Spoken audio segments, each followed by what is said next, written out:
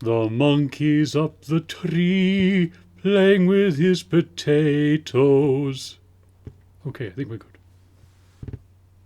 Hello, and welcome once again to, well, I guess it isn't quite Murfer's Music Reviews, but nevertheless, we are here to talk music, but this time a music movie. That's right, we're talking about Frank Zappa's 200 Motels. And as always, my brother, The Works, has done this wonderful painting that really just sort of sums up the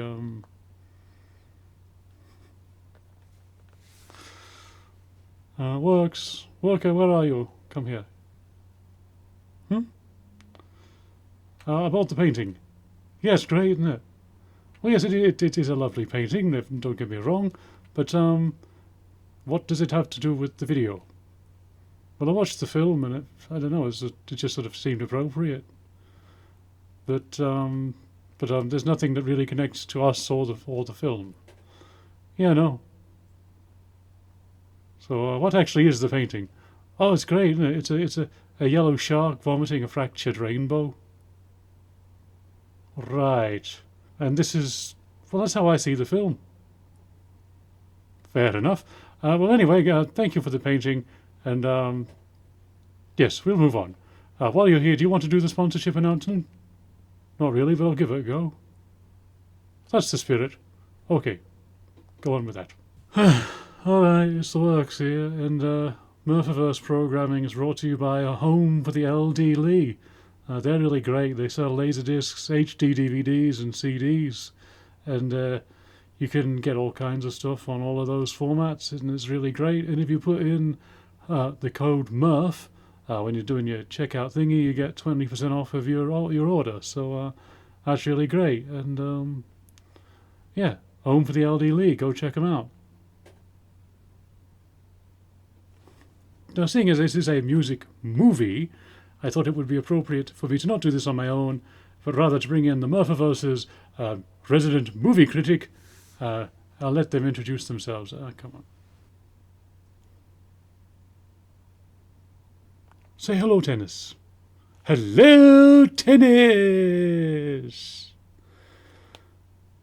You've been sitting there waiting to say that for the last 3 hours, haven't you? Yes. Okay, then. So yes, about the movie. What movie? The movie we're talking about, 200 Motels. Oh, I thought we were reviewing actual motels. Have you been to 200 Motels? About that, probably over the years, yeah. Yes, this isn't really going to be very helpful then. You'd really need to have seen the film to review it. Generally speaking, yeah. Okay, so we're going to go and, well, because Tennis hasn't seen the movie, so we're going to go and watch the film, and, yes, we'll be back after that.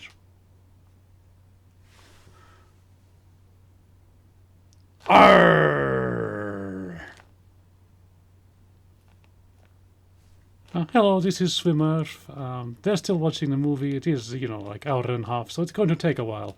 So we may need to fast forward through this a little bit, just because otherwise it's, yes, you'll be sitting here waiting for an hour and a half of them going off to watch a movie. So, isn't that a lovely painting that The Works has done over there? If you like the painting, or any of the paintings you see on this show, our various shows, you can buy them. Just get in contact, and yes, we'll go from there. So, what did you think? About what?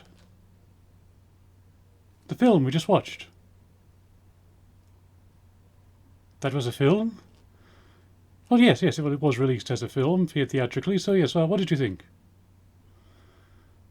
Well, it was just... it's going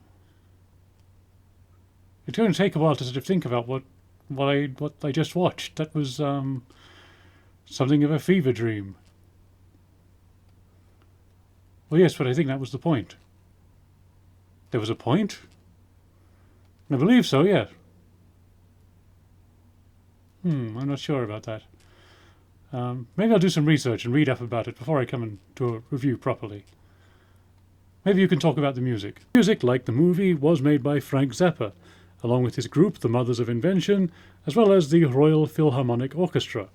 The band members, along with Frank Zappa, include George Duke on trombone and keyboards, Ian Underwood on keyboards and woodwinds, Jim Sullivan, or Big Jim Sullivan as he's credited, on guitar and orchestration, Martin Lickert, and I don't know if I pronounced that surname correctly, he played bass guitar, Ainsley Dunbar on drums, Ruth Underwood on percussion, Jimmy Carl Black on vocals, Howard Kalin on vocals, Mark Vorman on vocals, Jim Pons on voices, Theodore Bickel on narration, the Royal Philharmonic Orchestra on orchestry things, the top score singers, I'm assuming they were singing, and a classical guitar ensemble supervised by John Williams.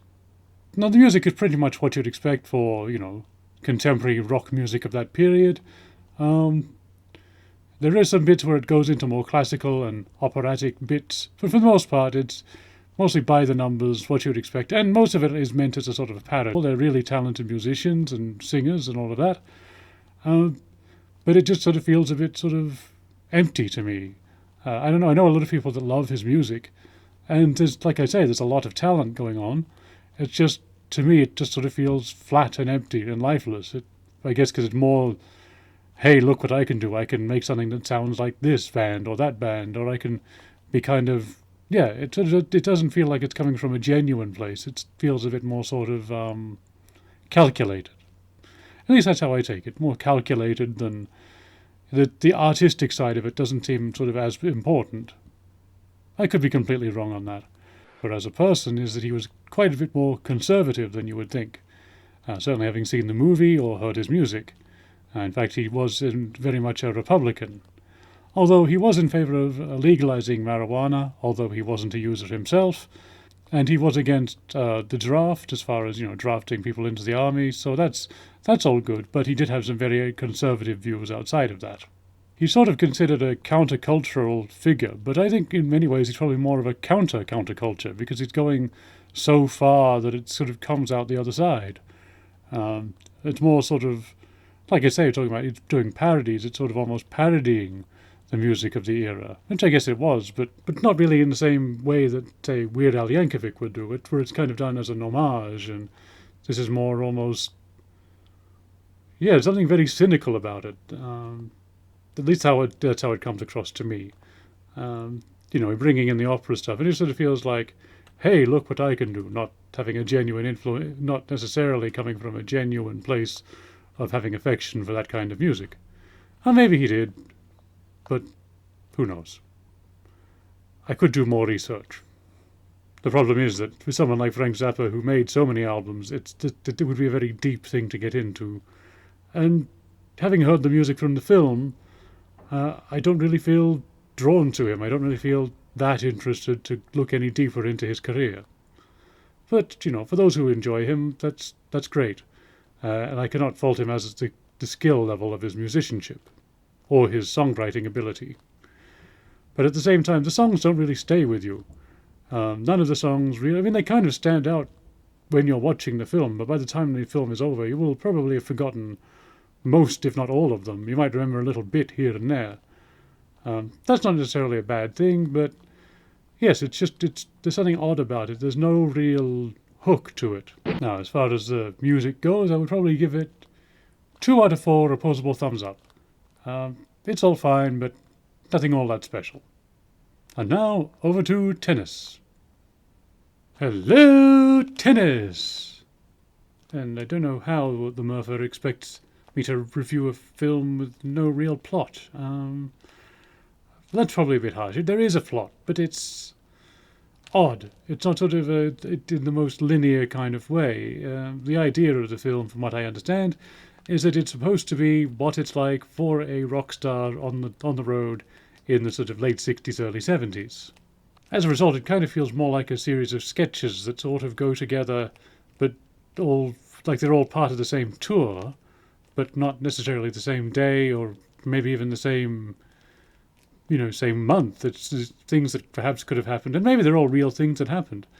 They're all just yeah, there's bits of it that feel kind of like an episode of The Monkees. The film is Ringo Starr playing Larry the Dwarf, who is dressed as Frank Zappa, basically playing the role of Frank Zappa, while Frank Zappa just focuses on being Frank Zappa, the musician side of it, and not having to do any of the dialogue.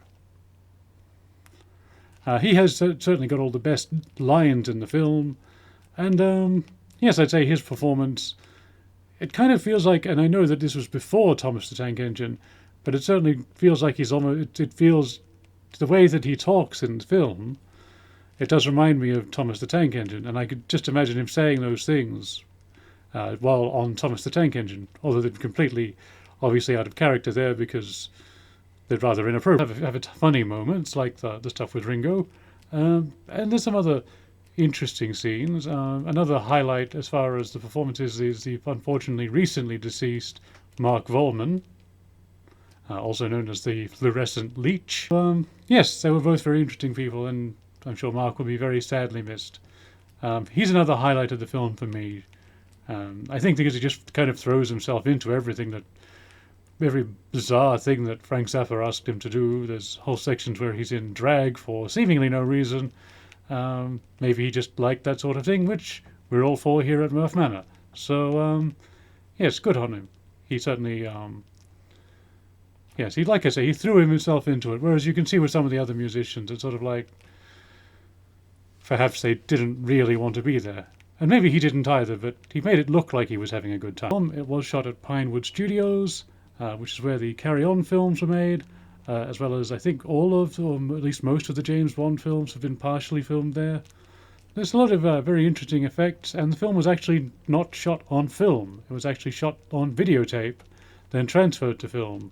That way they could do the crazy psychedelic special effects. And it is certainly an interesting looking film.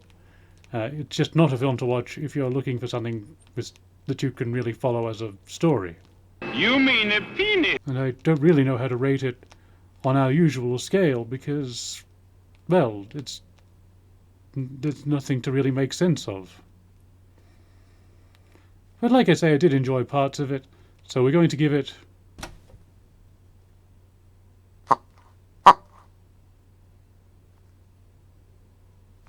So, yes, that's what I thought of the film, and back to the Murfer. Well, thank you very much, Tennis, for that review, and thank you also to all of you out there watching this, whether you're on YouTube or the Internet Movie Archive, because we're going to try and upload this one to both places. And, yes, don't forget, like, subscribe, comment, all the usual stuff. Don't forget Home for the LD Lee, and also don't forget our website, which is at the bottom of your screen now.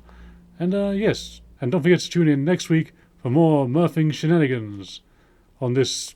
But it probably won't be like this episode. It'll probably be something different. I don't know what we're doing next week yet.